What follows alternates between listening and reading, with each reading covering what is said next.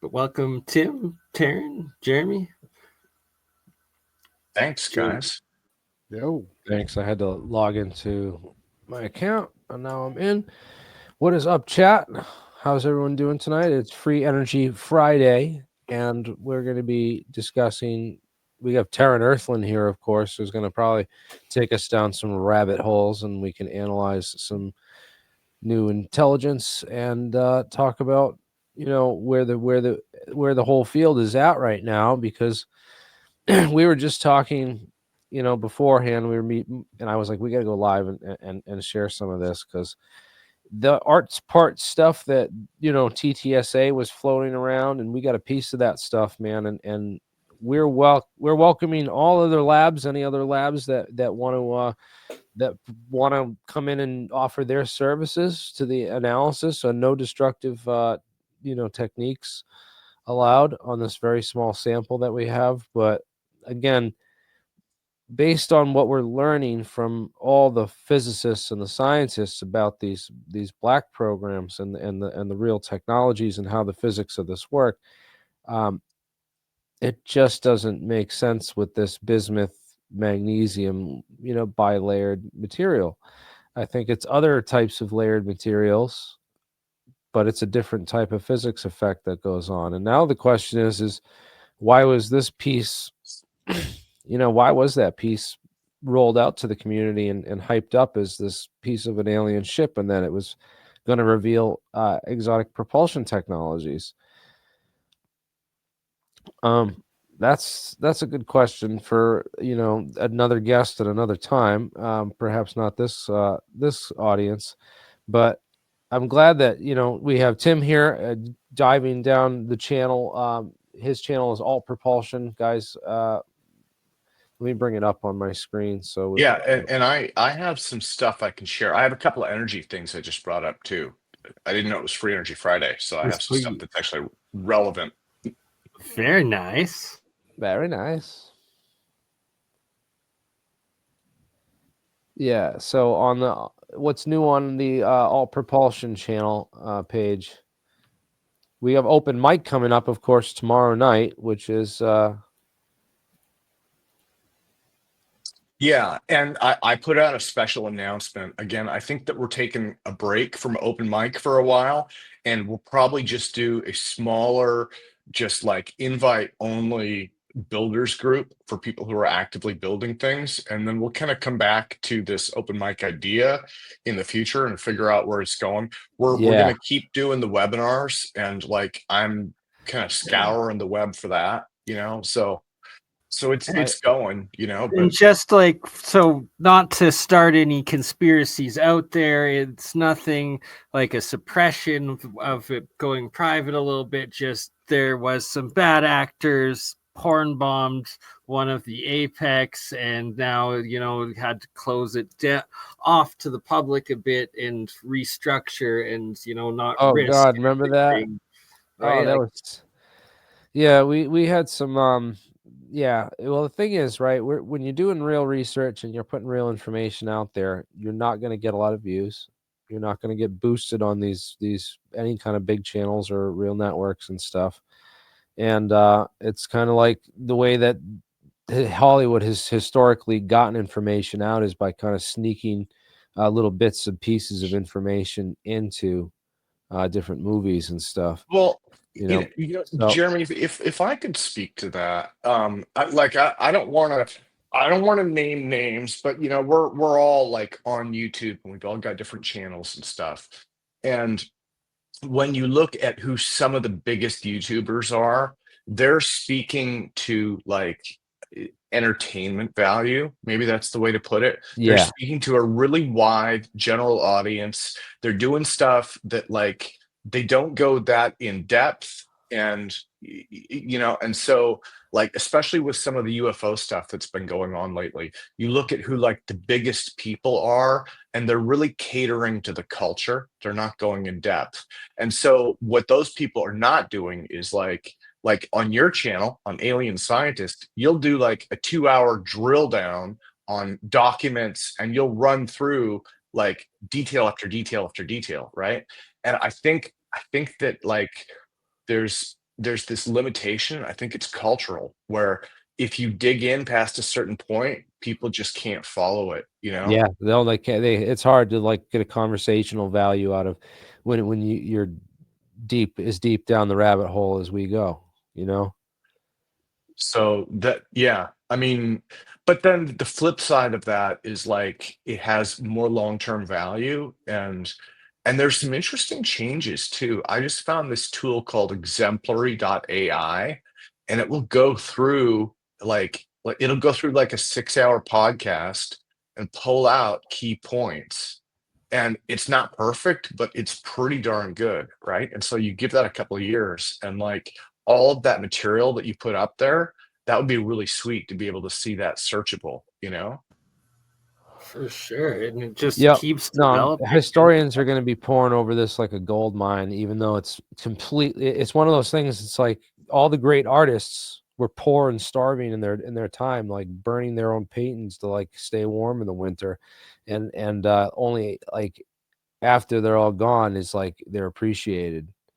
So like when we're all gone, 20 years, 30, 40, I mean, I don't know about that, 50, maybe even longer. Now we are making this dream come true in this lifetime for all of us, and that is the point of open sourcing, and that is why we are almost at that critical mass of catastrophic disclosure. That is why I know there's we been a are lot of being bad attacked. actors. That's why they're targeting APEC and porn bombing Right. it, because they want to remove this actual real science. That's why your channel's had it. That's why mine's had it.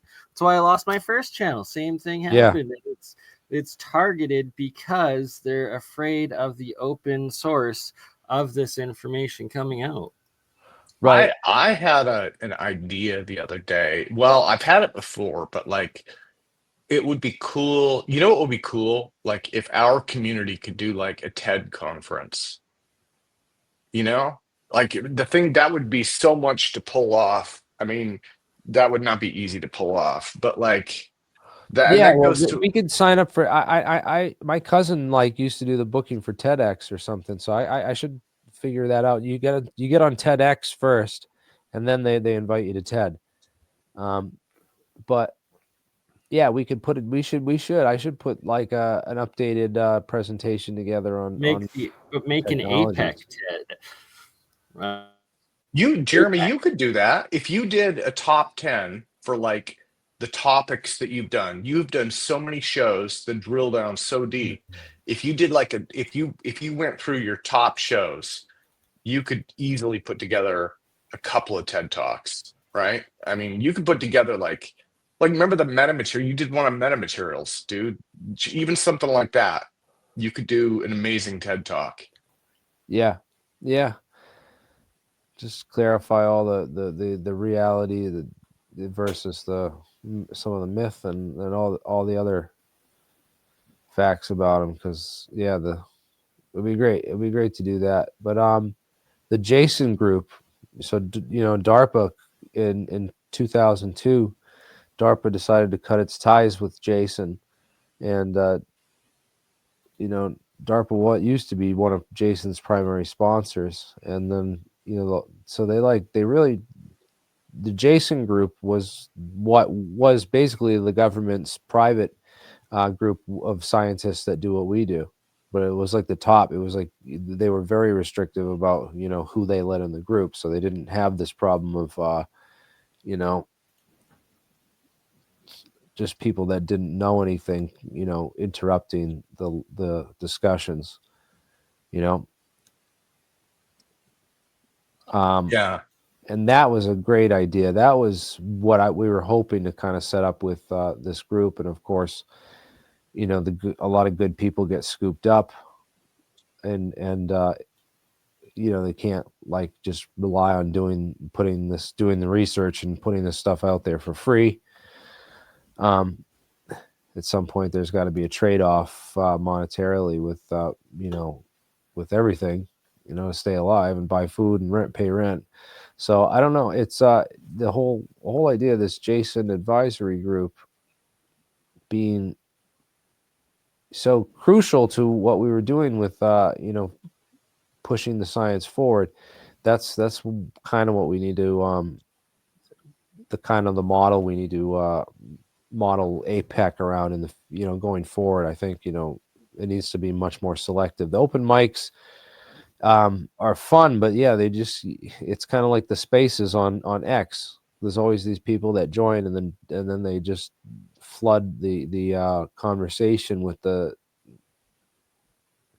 stuff that doesn't lead anywhere to real answers and real solutions to these problems, like free energy, anti-gravity. Anti-gravity is less important because once you have free energy and 0 point energy, then the other stuff takes care of itself. And so that's why I like this idea of these what Sal Pays was saying recently, that was there's some better stuff out there. I was so happy that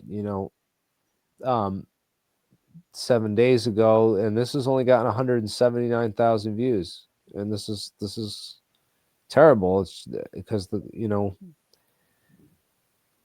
this should be front and center for our scientific community and the advancement and the things that were said here about the 0 point energy and using the quantum vacuum with this piezoelectric. He dropped a lot of secret sauce, a lot of the hints for the secret sauce in this video, if you really listen to it. So the piezoelectric layer, which is again not found in that parts material, which is just these bismuth, magnesium, I guess you could call them waveguides, but the piezoelectric material is key because it squeezes the plates together in the Casimir force, the Casimir effect. And I think that's where you're getting that breakdown of the vacuum energy in the Casimir effect, and you have to squeeze it with these two piezoelectric sheets while bouncing a ton of light in there and then squeezing it. I think that's how you get this Pais effect of, breaking that Schwinger limit and producing the negative mass, the negative energy states that, Avi Loeb talked about when someone finally asked Avi Loeb what he thought about warp drives. And I've been waiting for that question for quite a while.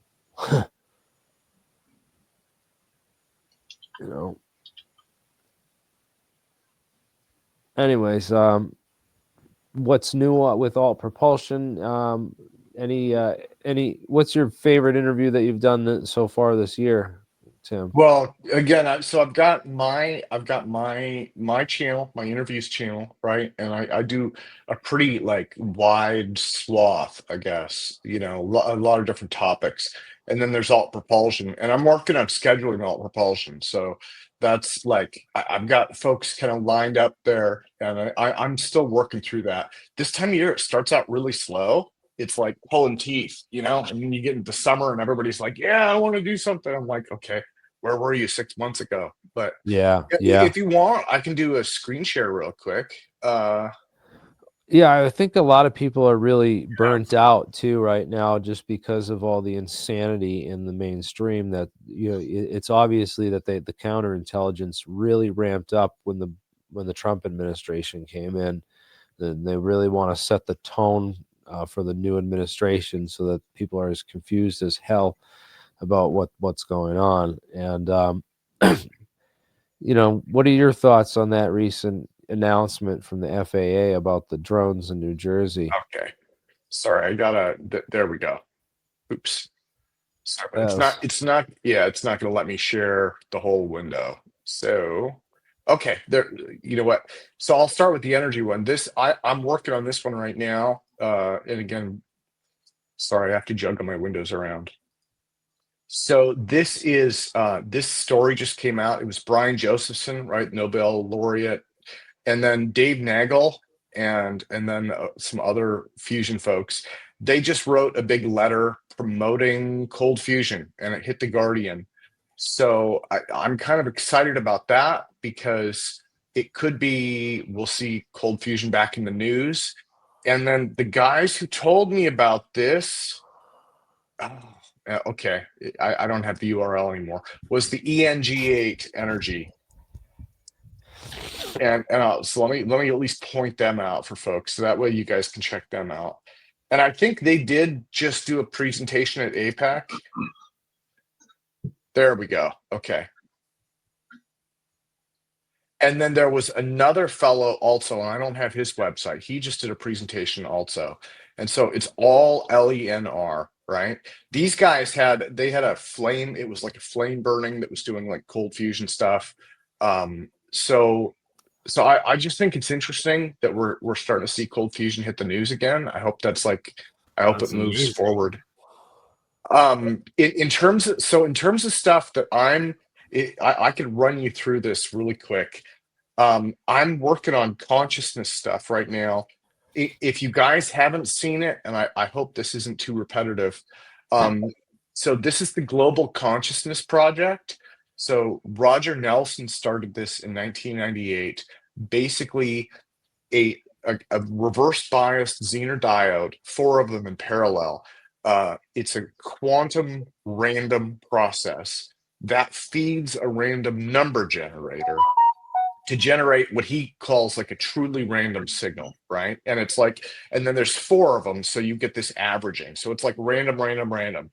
And what they found was there's a correlation between major news events and the random numbers. They become less random when something happens.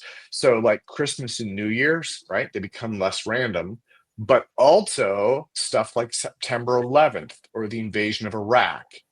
And I mean, the obvious thing you could say is, oh, well, people are using the internet more. Oh, people are using electricity more, except that they designed these devices not to be affected by that, right? Like the internet wouldn't affect it at all, and electricity consumption is monitored for the whole 9 yards. So he collected data for 25 years. It's too much to kind of get into here, but there is a lot there, and it's worth kind of learning about. And then I'm going to paste this in. So a couple of years ago, Heart Math Institute down near San Francisco, they took over his work because he's retired and older now, and they rebuilt these devices. And so now it's using 6 Zener diodes, and they're collecting data directly on the quantum output, right? The electrical output of these things, as well as the random numbers that it generates. And so they've kind of taken it to another level, and they actually have, let me see, I think just like he did, they have live data on theirs. And it's not that useful yet, but they have a lot of like analysis to do on it. So the interesting thing for me is that the takeaway from this, there's this idea that human consciousness can affect quantum probabilities. And that's like as much as I have there, but it feels like there's something there. And I had asked Dean Radin, right, who is in charge of the Noetics Institute.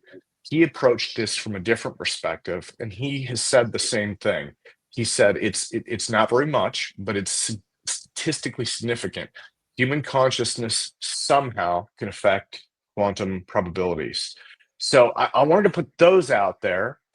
And then, is it just human or mass human consciousness or certain humans' consciousness? I mean, I think it's both. I think it's both. I think it's some of us, but also all of us.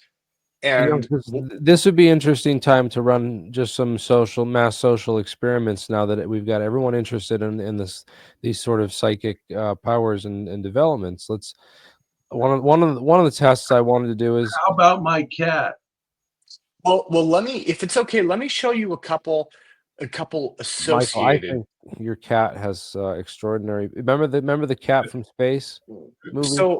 So I think I have a connection. I have a couple. Let me add this in. I could, again, man, I'm not the sharpest tool in the shed. So it's like I may have found something, but so I did an interview with this guy, Byron Reese, and he's an author. He wrote this book, We Are Agora. So he's a beekeeper, and he actually wrote this book for his dad. It was really beautiful motivation. And so in our interview, he talked about beehives being superorganisms. He's like, a beehive is a living creature. And when he said that, I was like, oh, that's a cool metaphor. I was like, I really like that metaphor. And he's like, no, he's like, Tim, that's not a metaphor. He's like, a beehive is a living creature composed of living creatures. He's like, it regulates its own body temperature at the inside of the hive. He's like, they use pheromones instead of hormones. It has its own this, it has its own that. He's like, it is a creature. And he's like, and that's what a superorganism is. And when he said that, I'm like, okay, I'm having trouble with this. Like, can you name an animal that I might be familiar with that might be like this? I was like, because I don't know if I buy into this. And he's like, yeah. He's like, you. And I'm like, what do you mean? He said, your body is composed of cells. And once upon a time, all those cells, right, or their precursors, they functioned independently, but they came together into this superorganism and has its own consciousness and soul and whatever. And he's like, and that's you. He's like, but you are a superorganism, and so is every person and higher mammal on the planet. And when he said that, I was like, holy crap. I was like, he's got something, right? And then so then the next thing that came to my mind was, I was like, okay, so I was like, does that mean that the internet would be a nervous system for it? And surprisingly, he hadn't thought of that. And he's like, well, maybe, but I don't know. He's like, I focused only on living systems. And so I went looking again, and this took me back to, and I just interviewed him too. This is Kevin Kelly. He's the co-founder of Wired magazine. And actually, this guy up on the left here, oh, you can't see the mouse. Yeah, there it is. So this guy up on the left is Stuart Brand. Stuart Brand wrote this story. So Stuart Brand is the creator of the Whole Earth catalog from like the 60s and 70s. He's still around. I mean, he's older, but he's around. And then Kevin Kelly is the co-founder of Wired magazine. And Kevin Kelly, the idea that he had, and I'll paste it in here. Oh, that's the one. It's called the Technium, and this article is called the Technium. About, he has written about this at length, and his whole idea is that the internet and the people that connects it, like, we are part of something larger, like we're part of a larger mind. And so the thing that got me about that was, so when you're talking about consciousness and psychic powers and stuff like that, maybe that is how this organism communicates. And then I want to show you one more, just so you guys can see it. This is, I have not interviewed her yet. I have to do more reading on it. This is a lady named Gaia Vince, and we're working on an interview. So she has enough, she calls it Homni, but she's talking about the same thing that they are. And so her idea is pretty much the same as theirs, except that she is also, like, she's taking it to another level and saying that not only is this superorganism, not only is it people and machines, but it's also like the environment, because we're affecting and polluting the environment. And so like, here, I'll stop sharing. That, for me, that's really intriguing, because it's kind of like we're all part of something larger, but these folks are starting to kind of explain it. And I'm like, whoa, I'm like, pay attention to them, because it's like they're onto something, So I don't know. That's kind of, I feel you on that. So isn't Earth a superorganism then? Well, so the name Gaia, right? The whole idea is the entire Earth is it's all one living system, but like, in a weird way, you can't do a whole lot with that, right? Like, it's like, okay, I get it, I get the idea, it makes sense, but like, you can't use it to explain much. But these other ideas kind of, for me at least, it helps provide a little more context, I guess. Well, it's about consciousness, is what you're talking about, essentially. And where Yeah. does consciousness start? That's why I was asking, like, bugs and cats and stuff, because even slime slime Slime mold, can yeah. organize and grow towards like better habitat and that kind of stuff. So it's like, where do you draw the line? And so if something that doesn't have a brain can be conscious, like plants, I think plants are conscious.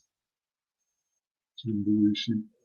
And they've started to demonstrate that with them showing like communication between each other, like signs of distress, signs of like warning of like danger to other plants and all sorts, right? And it's like, where's the brain to function with that? They're, like, consciousness clearly has to exist. They're like real slow in their thinking process. But did you ever have a bird, like a pet bird, like a parakeet? I had 2 red lord Amazon parrots. Notice how fast their heart beats. It's like whoa, right? Or something like a hummingbird. Or a bug. Like a bug, it goes really fast too if it's got wings and stuff. So it's just its life cycle is shorter, but its universe is in a different space time, you might say.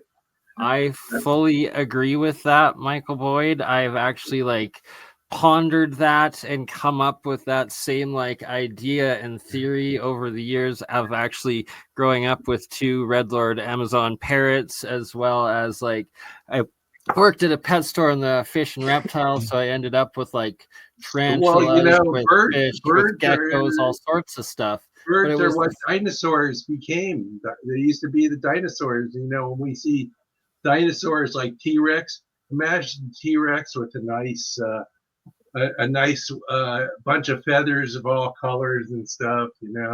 Imagine. Dude, Michael, they redid. This was making the rounds on the internet. Somebody took, they took Jurassic Park. They took the Velociraptors, and they used the latest science, and they gave them feathers, and they look like giant freaky chickens chasing people around. And they were like, "Look, it's so scary." But I was like, you know what? It takes the terror out of it. When they're. Yeah, and then I don't know, emus and ostriches. If you've like, I've encountered like domestic ones just at a ranch, and like those things can be terrible. Yeah, but imagine the drumstick on that puppy. Yeah, they'll feed a village. You could feed a family on one drumstick for a couple of days, right? And they probably look at us the same way. Didn't Australia had the Great Emu War? Believe so, like way back. What's this video you're like they actually had the military out trying to shoot these emus, and they couldn't hit them. Really funny one. I don't know. I think they even had like endangered machine guns and stuff like that, and they couldn't hit them. I thought I heard like something like that. Bernie, I'm going to put this in. Okay, I'll put that link there. I'll put that link in. If you play that, that's Jurassic Park with accurate reptiles. Okay. Let's check her out.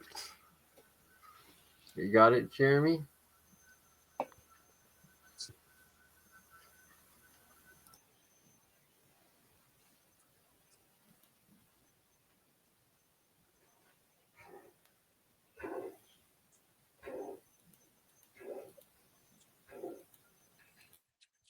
I'm pretty sure that's the one. Isn't AI wonderful?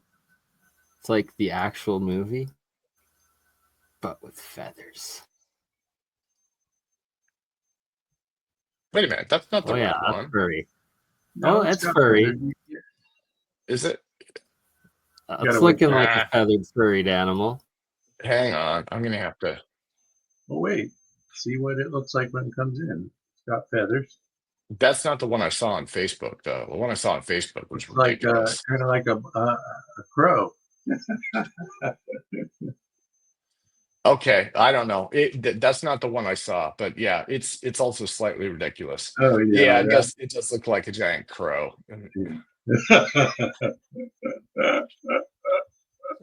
It's a No, raptor. It's not not a to raptor. undervalue crows. It's a giant killer chicken. Yeah, okay. So That KFC would be serving these. KFC probably does. Dude, what if KFC resurrected Jurassic Park? Oh God, Tim, you're giving Google ideas. It's gonna happen. Yeah, they're probably already working on that in Ukraine somewhere. So instead of a giant killer lizard, now you're getting chased by a giant killer chicken. And this is why I hate the future, basically, right here. You know? Yeah. Yeah, well, there's also the past. There we go. Potentially. Look at that guy. Oh, he's just a little guy. Oops. So what do you guys think of this what DC crash thing? Is it or even better yet, what about the drones and them saying that it's I got yelled at by Ross Coulthart online about my idea was it was a psyop to start because it wasn't, it didn't look, I didn't see anything evidence of like any anti-gravity or anything. Okay, I agree. I know I'm gonna get beat up by the internet, but like, so for the Jake Barber story, that was the one I got yelled at by Ross, and he made a good point, but like we were in a group chat setting, and one of the things that I said was I was like, I just can't buy this egg story. I just can't. It's too far out there, and there's not enough evidence. And Right. like, Yeah. it was like, okay, basically, when you cut through the gobbledygook, what they're saying is, if you send psychic love to aliens, they'll give you their ship.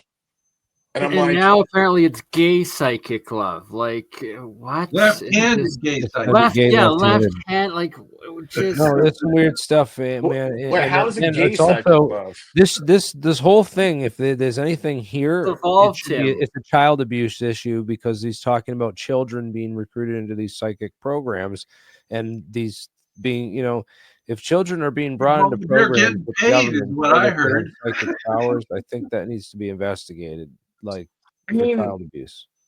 like, I'm pretty normal, man. I'm like My question to Ross is, Tim, is if he was so sure that this guy can summon UFOs, why didn't he have him summon a UFO with all the cameras around and capture the 4K video first and then bring that out instead of running the story beforehand? for me, he's assuring me that they're going to summon a UFO and the Skywatcher technology is going to be the checkmate for the deep state on the UFO issue once they summon a UFO with the psychic gay energy and then capture it on film. so That's what I'm getting. this is kind of going like it feels like this is kind of slowly going sideways too. And the reason I mention that is like okay, so you start with the Nimitz sightings, right? And I was totally out of UFOs, as you know. I was totally out of UFOs, and I got brought back in because I like you guys are into it. I have a bunch of like Air Force friends who are into it. Everybody was excited about it, right? And it was actually like an Air Force guy that I know, like he used to work at the Pentagon, and he's like, Tim, you got to pay attention to this. This is a big story. That's kind of what got me into it, and that's what brought so many other people in. And they had multiple sensor data, right? They had multiple witnesses. The people they spoke normally. It's like, okay, these are normal people who had an exceptional event, and nobody knows what the hell's going on. I was like, it's hard to believe, but I have no choice but to believe something happened, right? With But they all of didn't the summon everything. them. They Absolutely. didn't summon them with But mind control or something. They didn't wish them to be there. then we have more stuff that comes and goes. Then we have David Grush. And for me, I've always felt a little uncomfortable there. And one of the big things was like Grush's story is like you're never going to believe this, but there's this global conspiracy to suppress UFOs, yada, yada, yada. It's totally true, but you got to believe me because everything's classified. And it's like, oh, okay. Well, is there anything you So can share trust that's me, not? bro, with no evidence and exponentially less than what the Tic Tacs were, right? Yeah, I'm the like government, and you Bernie, should trust me. yeah, he would tell you, but then he'd have to kill you. And I'm like, okay. I'm like, okay. I was like, you know what? This kind of stretches it. Like I'm having some trouble here with this, but I'm like, okay, there, this guy's he's super credible and all that. He's got all the credentials. I'm like, okay, I want to believe there's got to be something to it because the guy's in front of Congress, right? And so now it's like what, like 2 years later, and we've got these guys. And when the Jake Barber story first came out, he did the interview, and I'm like, this is weird. And then he put that Fred guy on, and the Fred guy's like, well, he basically said a psychic love. And I'm just like, you send psychic love to aliens and you can pick up their egg with a helicopter. I'm just like, man, I can't stretch that much. Yeah, and it's went farther afield since that. Now they're talking about Another thing is the grays and the tall. What do they call them? The tall whites.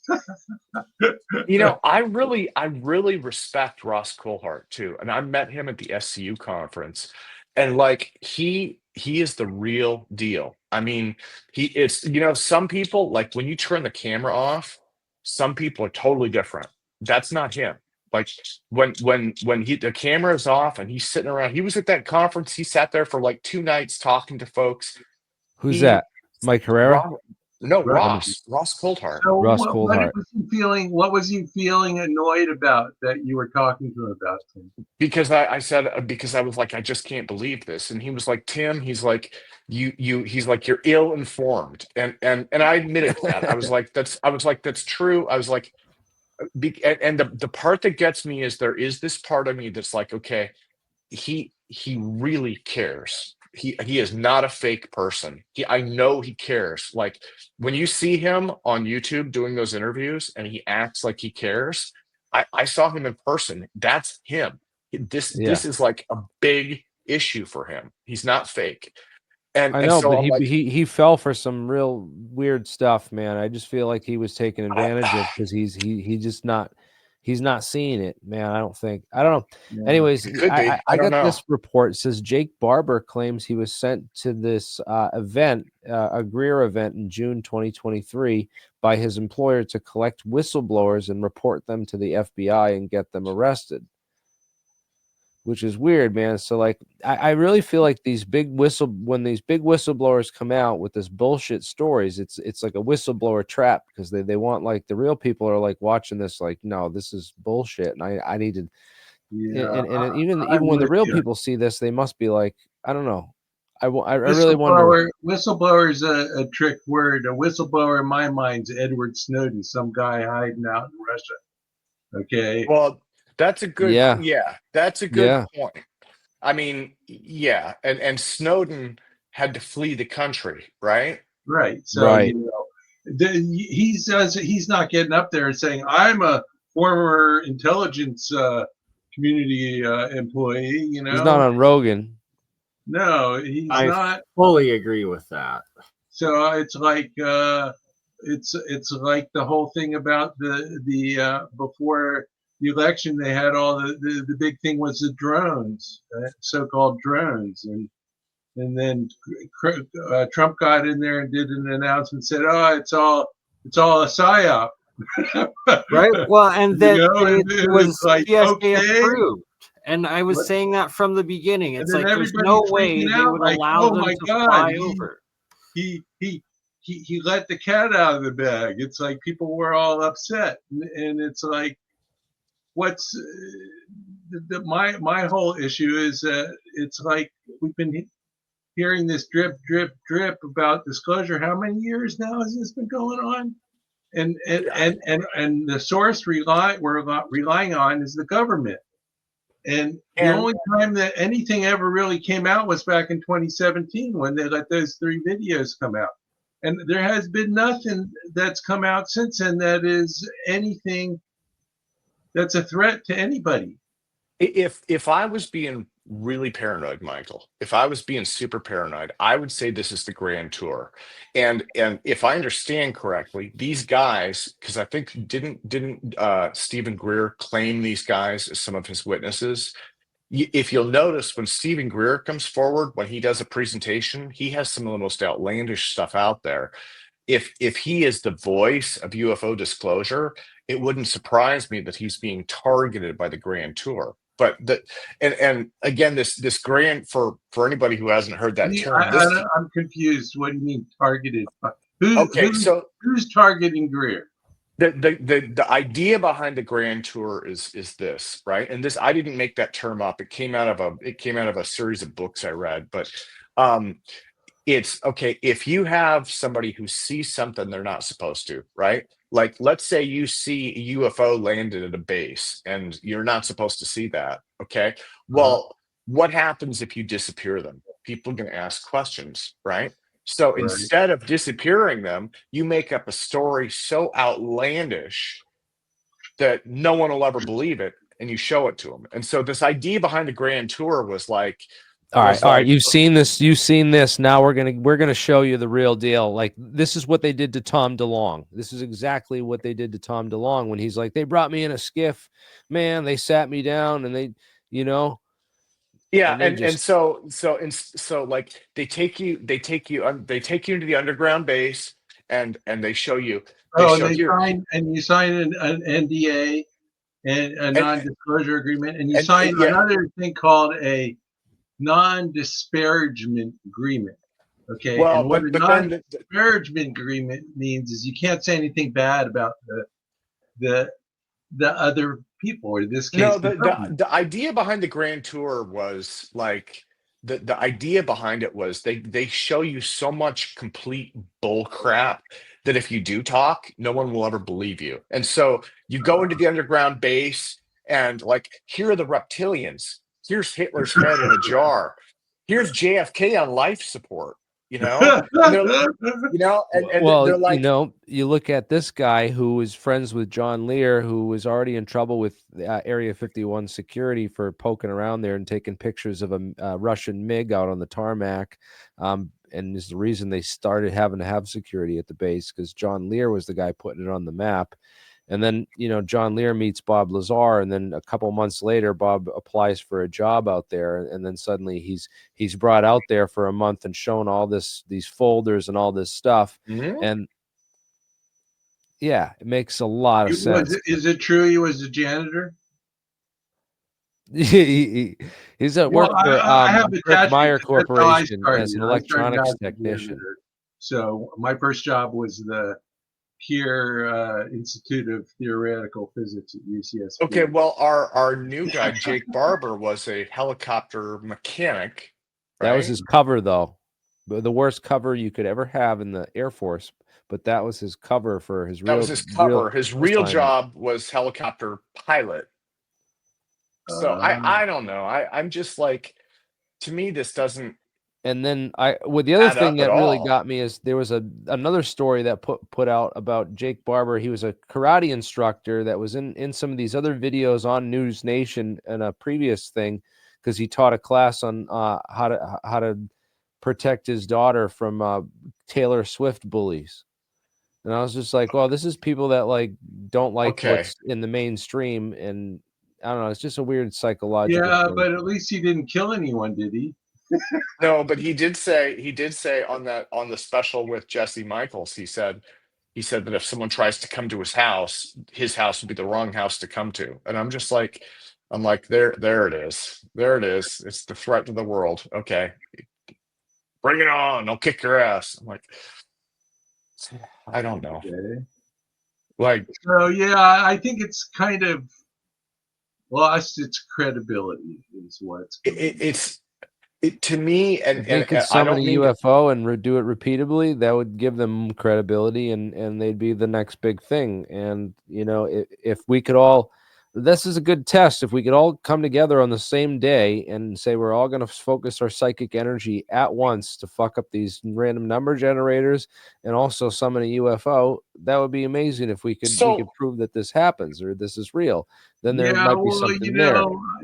I believe in the law of unintended consequences. Careful what you ask for there, Jeremy. I shouldn't be picking on Jake. The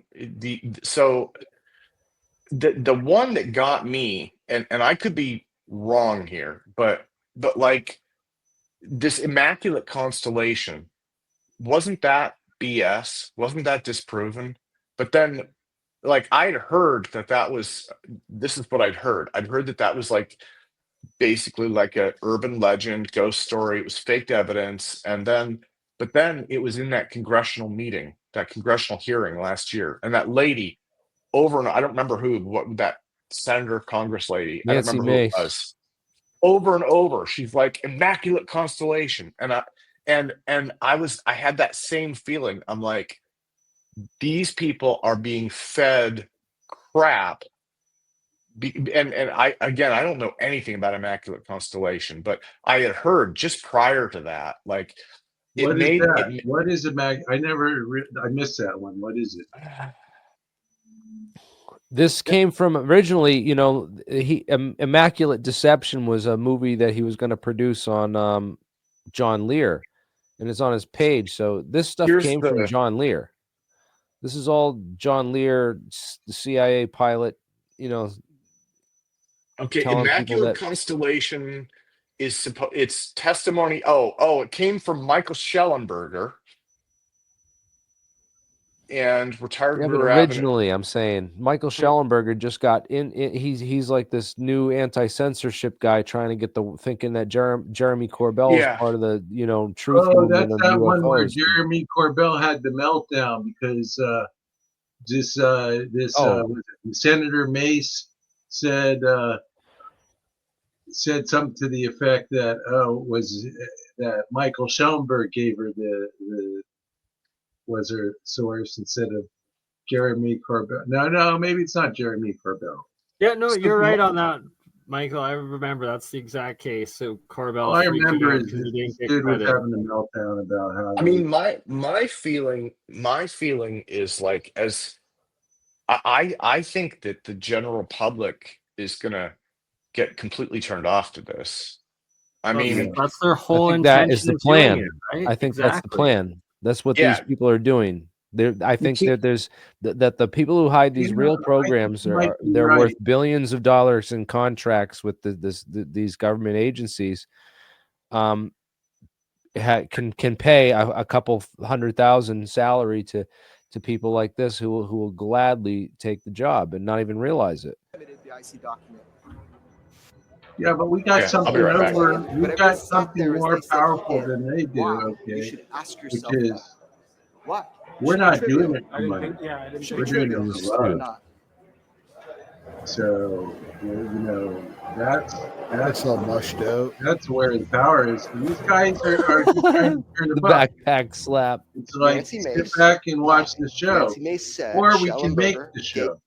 An 11-page report on Immaculate constellation from a whistleblower. Okay, that was a lie, and she knew it. She was told this is like totally inconsequential nonsense, and they're making this drama. They get the music playing. He's a TMZ star. That's the whole point of it. Okay, so let me explain to you guys what's going on. They lied. So my hobby is doing the government. No, it wasn't confusing. They lied, and you didn't correct me. Here in California, I'm suing the State Public Utility Commission because they're all in bed with the big utilities. Okay, and the governor, he's basically on the payroll of PG&E. So corporate. And the thing is, I've been suing them for 14 years. I'm not in a hurry, and that's the thing is what they do is they create these so-called ratepayer groups, okay, who go to their meetings and stuff and pretend like they're representing the ratepayers, but they're on the take from the the big utilities, and so are all the commissioners. Okay, so what they do is they create these fake controversies. Is what they do. Like they'll argue over some breadcrumbs of how we're going to give get a few million bucks out of $1 billion back for these ratepayers, okay, and pretend like they did something. That's exactly what these guys are doing. That's their game. Is they're pretending to have a controversy. They create these little controversies which are just they're bullshit. They're Fox. It's like people start talking about it and I go, hey, just sit back and watch the show. That's what I tell them, because it's a game. They're playing a game with us, and I feel like the only way we can get over this is we got to start getting on these talks where we're actually talking about the physics, trying to do what I did with the Tic Tac, but take these like what we should have done with this, for example, in retrospect, is always 2020, right? But with this whole drone thing, we should have been all over that, saying, "Hey, this is bullshit. This is a psyop." So we missed an opportunity, and no one listens, man. So that we actually agree with Mick West on something that would blow their mind. Yeah, right? Yeah, it does.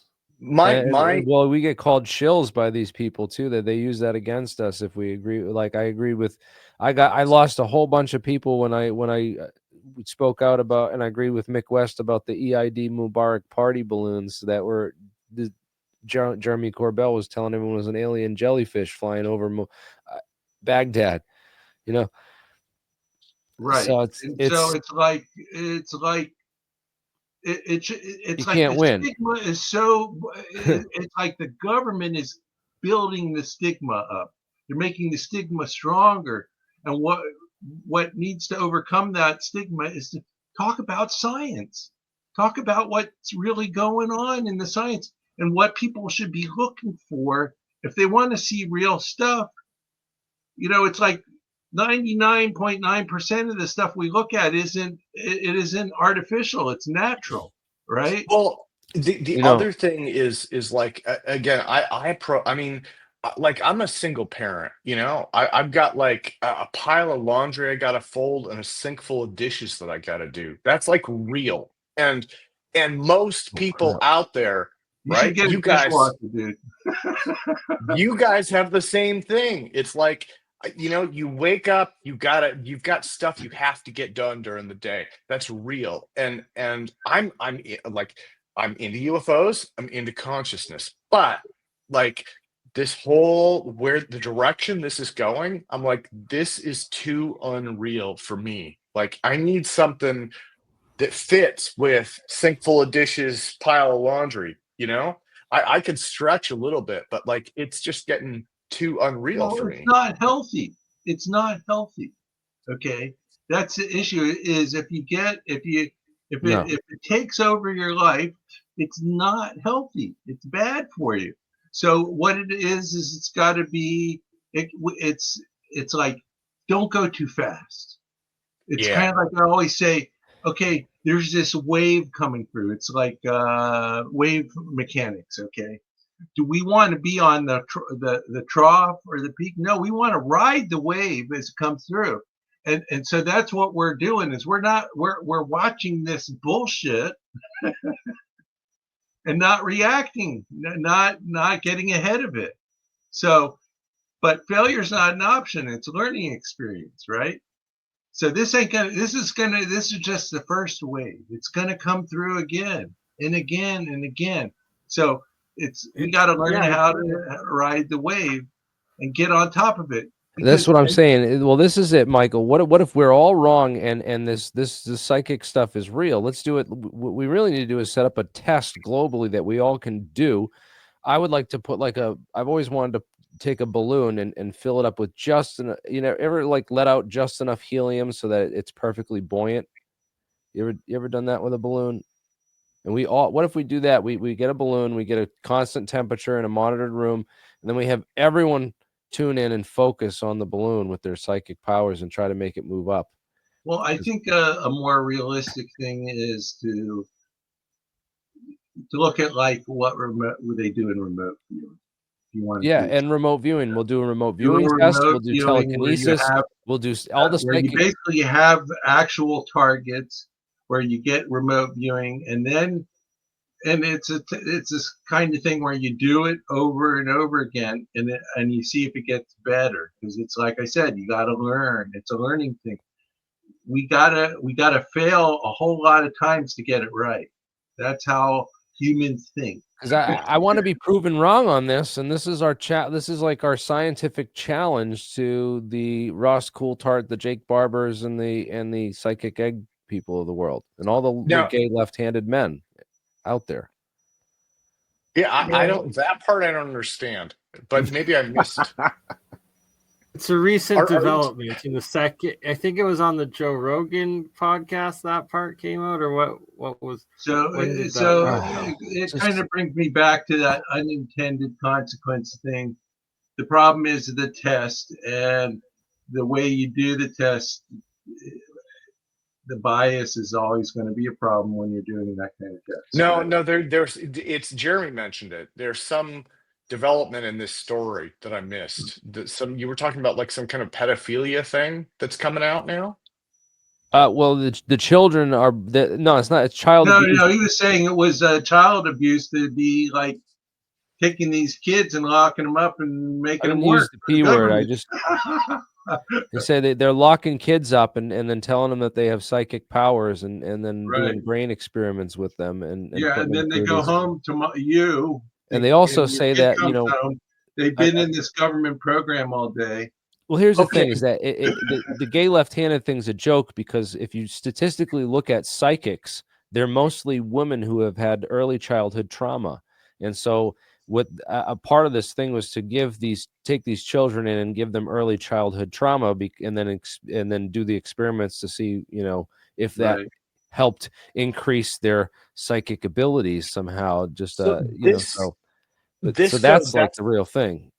That's full circle though, back to so there was Al Bielek in the Philadelphia experiment story, right? And then Al Bielek was joined, and that was his story. He had some elements of reality to his story, but his story was fake. And then Al Bielek was joined by this guy who said that he was Grant Cameron. I can't remember what the guy's name was, but I mean, sure, it's out there. He basically took that and turned it into the big Montauk story, right? Carl Allen.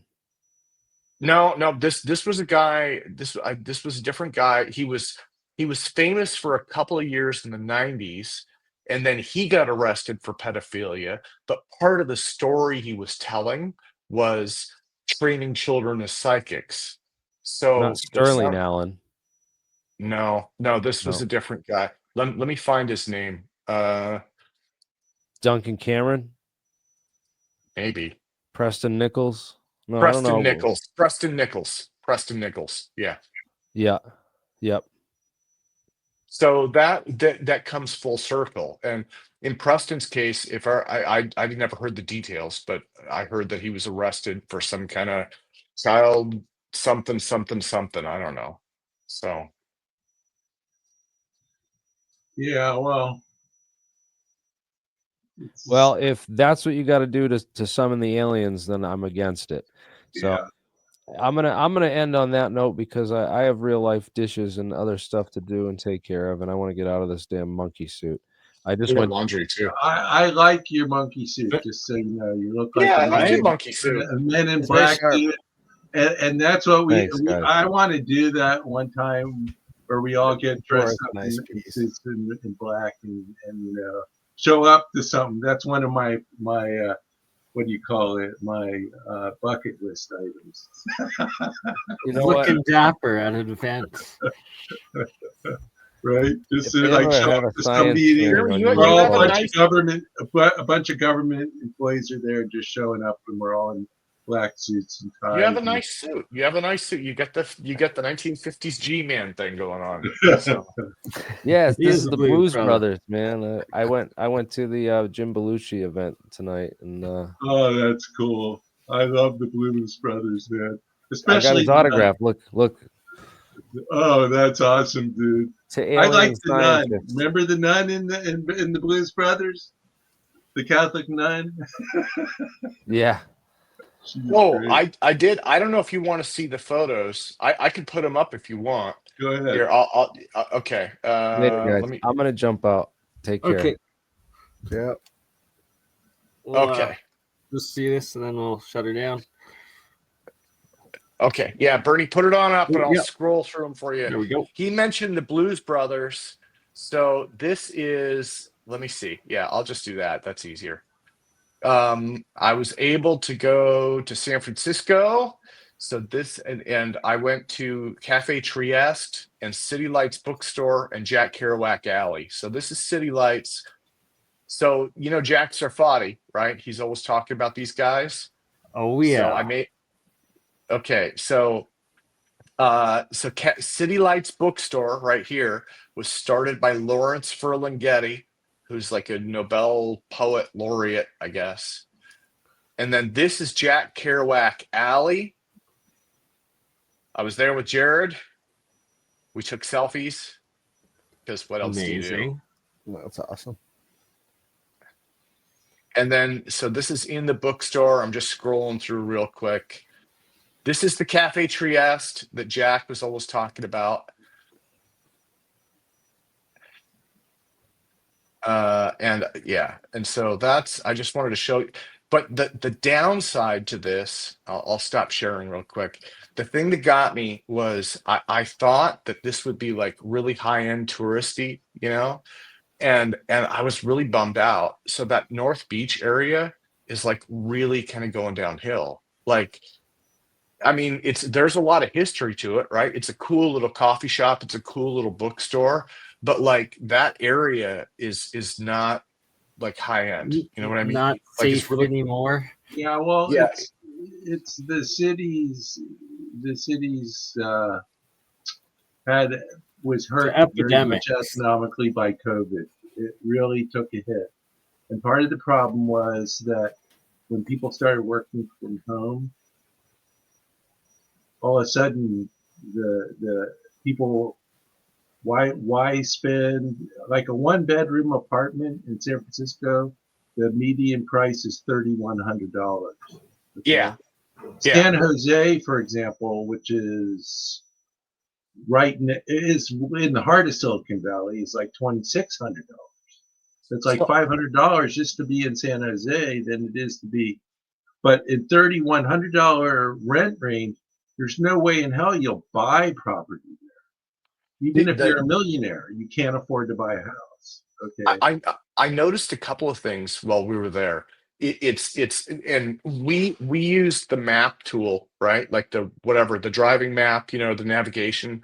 We use that to get there. So one thing was North Beach is kind of older, right? And it's beautiful. It's a beautiful area. Like, and it reminds me of like a lot of Seattle and even Bellingham, right? In the area where I live. So these are all like, in a weird way, I felt right at home being there because it was like, oh my God, this is totally like Bellingham where I grew up.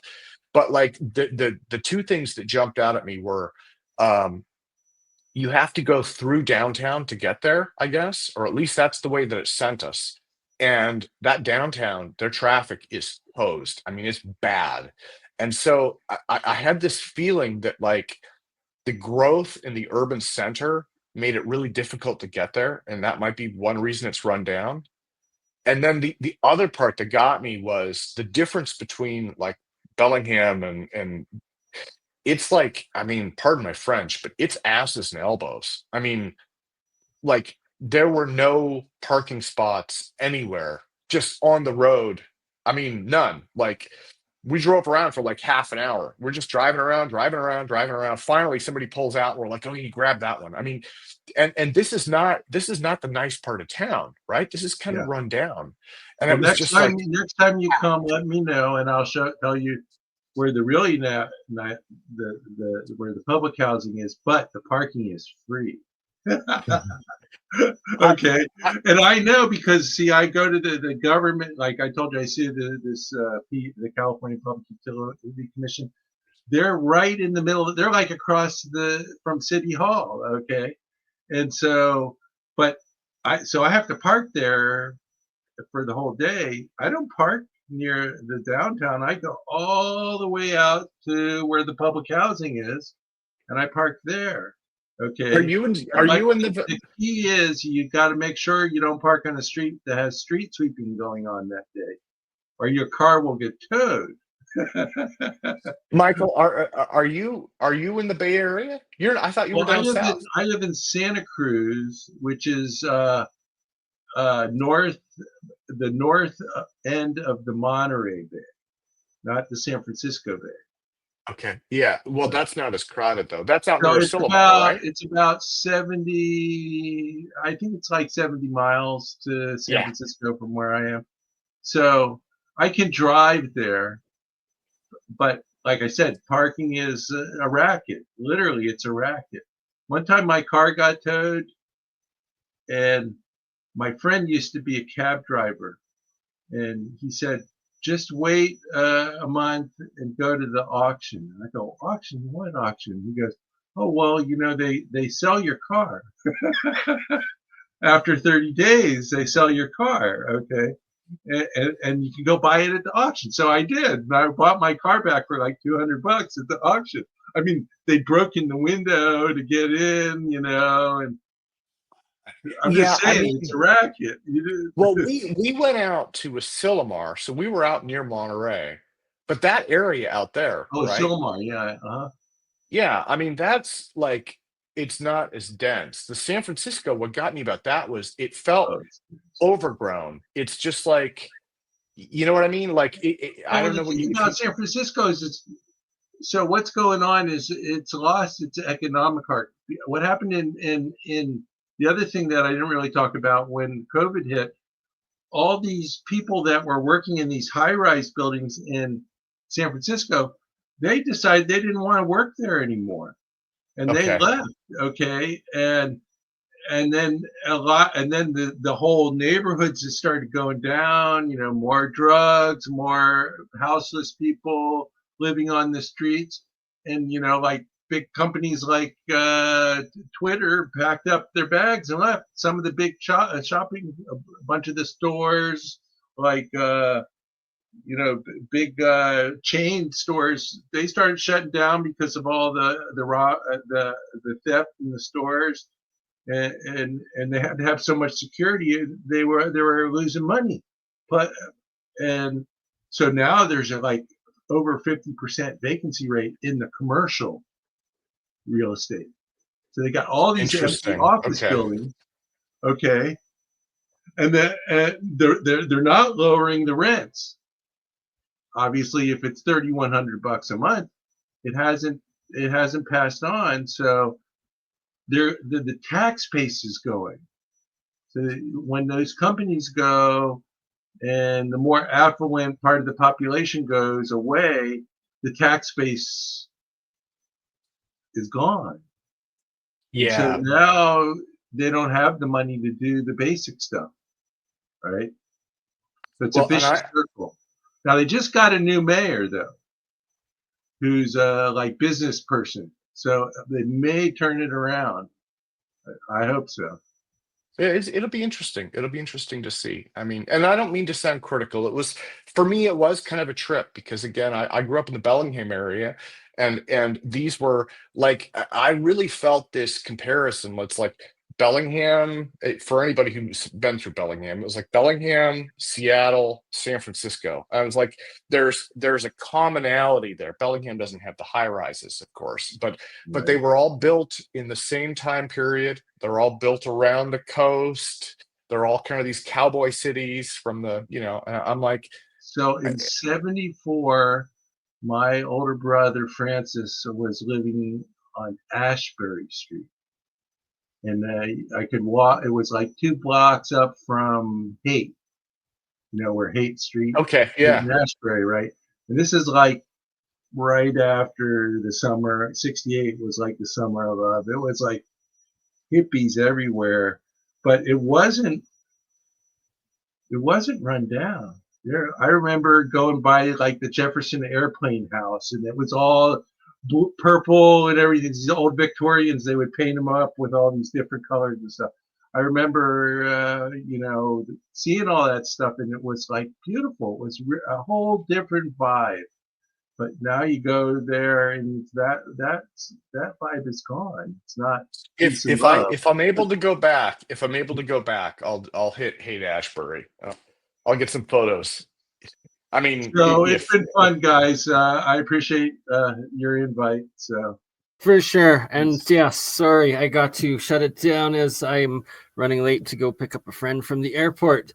But I love all of thanks you. for having me on, man. And we got to do this again. It's been far too long, so I will. Yeah, send me a link and a random link like you did. That's cool. Absolutely. I like stuff. Have a good one, guys. For sure. Thanks, Bernie. Love y'all. Have a good night.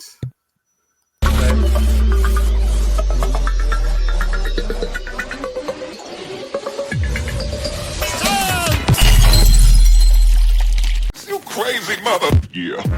It's just Bernie.